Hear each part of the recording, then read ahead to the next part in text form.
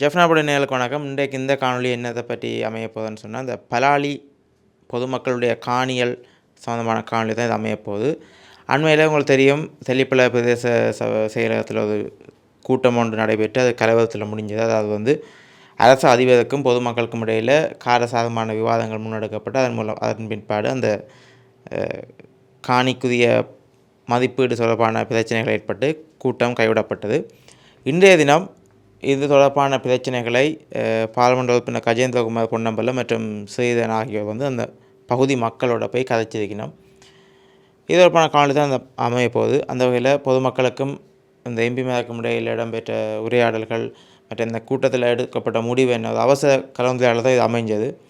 இது தொடர்பான அந்த காணொலி அமைப்போது வாங்க காணொலிக்குள்ளே போகலாம். தொடர்ந்து செய்து கொண்டிருப்போம். உங்களுக்கு நாங்கள் இந்த கருத்தை தான் சொல்றோம். கேட்டு உங்களோட கலந்துரையாடு நடக்கும்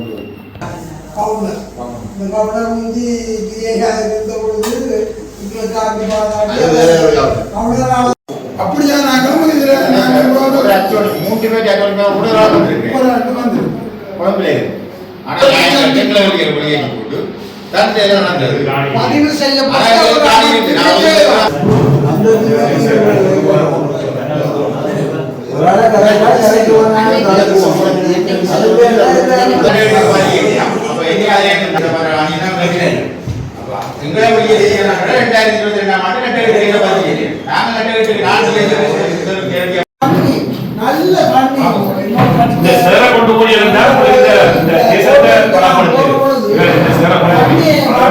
பதிவு பேரில் அளவுக்கு அதிகமாக காணிய எடுக்கிறதுக்கு அரசு திட்டமிடுது.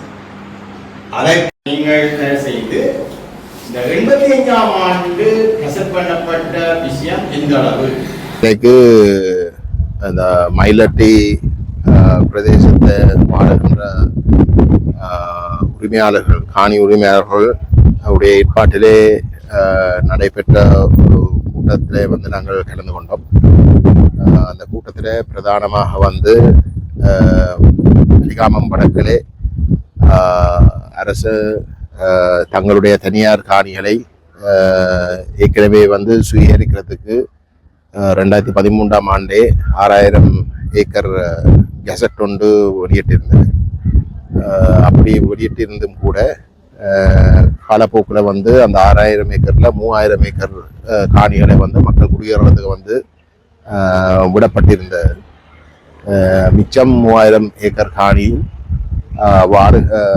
உரிமையாளர்கள் தான் இந்த கூட்டத்தை ஒழுங்கு செய்தது. அவர்களுடைய பிரதான கோரிக்கையாக இருப்பது அந்த காணியம் முழுமையாக விடுவிக்கப்பட வேணும் என்றதுதான். ஆனால் அரசாங்கம் அந்த காணியை விடுவிக்காமல் பலாலி விமான நிலையத்துடைய அபிவிருத்தியை காட்டி அந்த காணியை நிரந்தரமாக சுவீகரிக்கிறதுக்கு உரிமையாளர்களுடைய சம்மதத்தை பெறுவதற்கான முயற்சியிலே ஈடுபடுகிறார்கள் என்றதுதான் அவர்களுடைய பிரதான குற்றச்சாட்டாக இருக்கின்றது. இந்த பலாலி விமான நிலையம் அபிவிருத்தி என்றது எம்மை பொறுத்தவரையில ஒரு போலியான ஒரு காரணம். ஏனென்றால் பலாலி அபிவிருத்திக்கு 3 ஸ்டேஜ் கொண்ட ஒரு அபிவிருத்தி திட்டம் ஏற்கனவே தயாரிக்கப்பட்டிருக்கிறது. அந்த அபிவிருத்தி திட்டத்தில் முதலாவது திட்டம் அந்த ஓட்டுப்பாதையினுடைய 900 மீட்டர் அபிவிருத்தி செய்வது. 2வது அங்கமாக மிச்சம் ஒட்டுமொத்தமாக 2300 மீட்டருடைய ஓட்டுப்பாதையை திருத்தம். 3வது கட்டமாகத்தான் மேலதிகமாக அந்த ஓட்டுப்பாதையை நீடிக்கிறதுக்கு காணிகளை அபகரிக்கிறது. இந்த 2300 மீட்டர் ஓட்டுப்பாதையை திருத்தினாலே காணி ஒரு அங்குலம் கூட அபகரிக்காமல் இந்த 2300 மீட்டர் ஓட்டுப்பாதையை திருத்தினாலே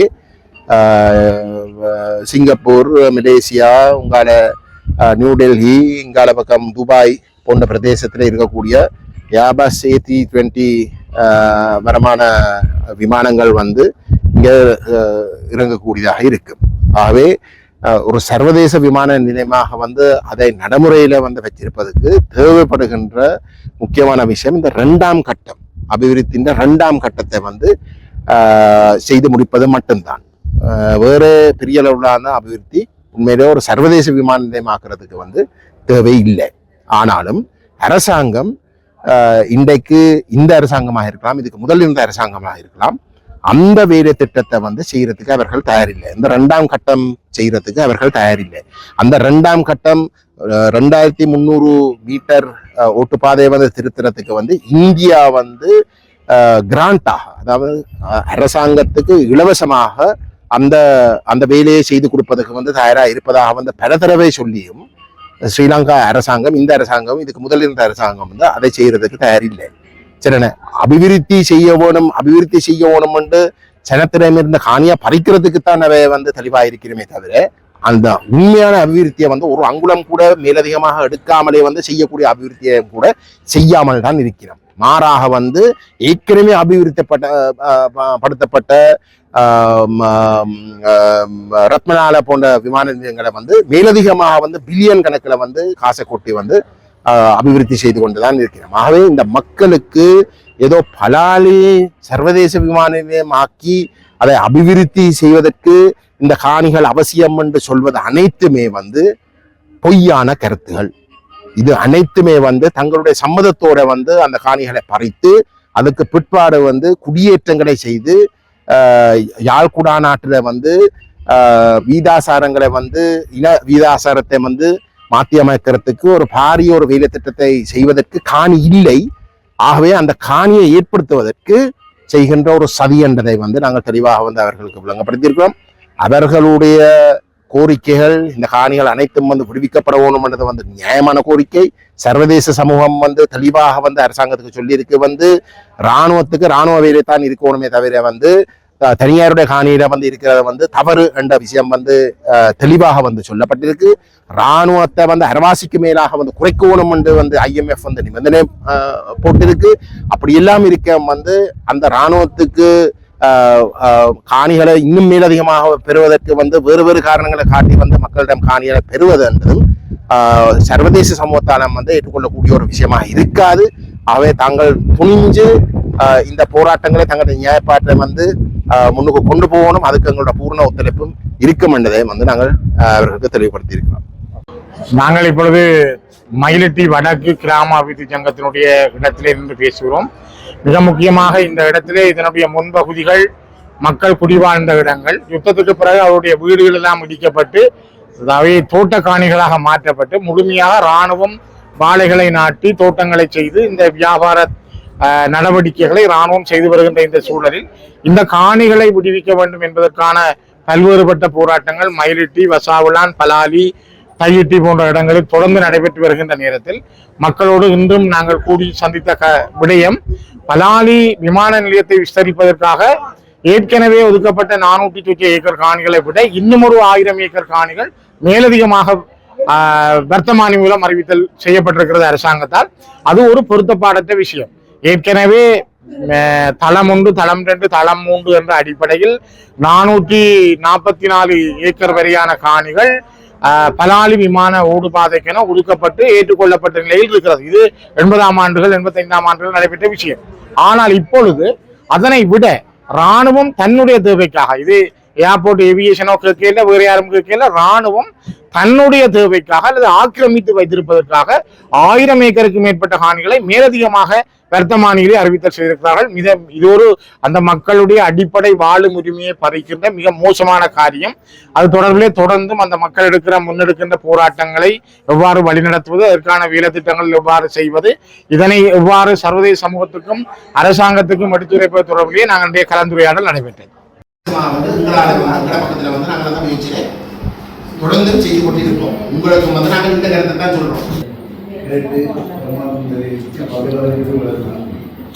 உங்களோட கலந்துரையால் நடக்கும்போது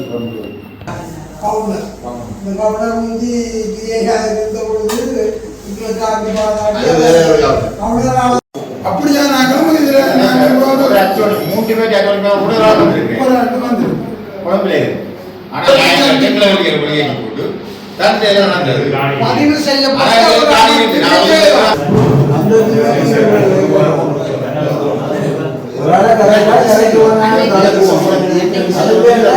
அப்ப இனி அதே இந்த மாதிரி ஆணினா கேட்கிறேன். அப்ப எங்களை வெளியே செய்யறாங்க 2022ஆம் ஆண்டு கட்டளை பதிவு நாங்க கட்டளை நான் நல்ல பண்ணி இந்த சேர கொண்டு போய் இருந்தால் இந்த தேசத்தை பராமரிக்கிறது பேரில் அளவுக்கு அதிகமாக காணிய எடுக்கிறதுக்கு அரசு திட்டமிடுது. அதை நீங்கள் தயவு செய்து இந்த 85ஆம் ஆண்டு கசட் பண்ணப்பட்ட விஷயம் எந்த அளவு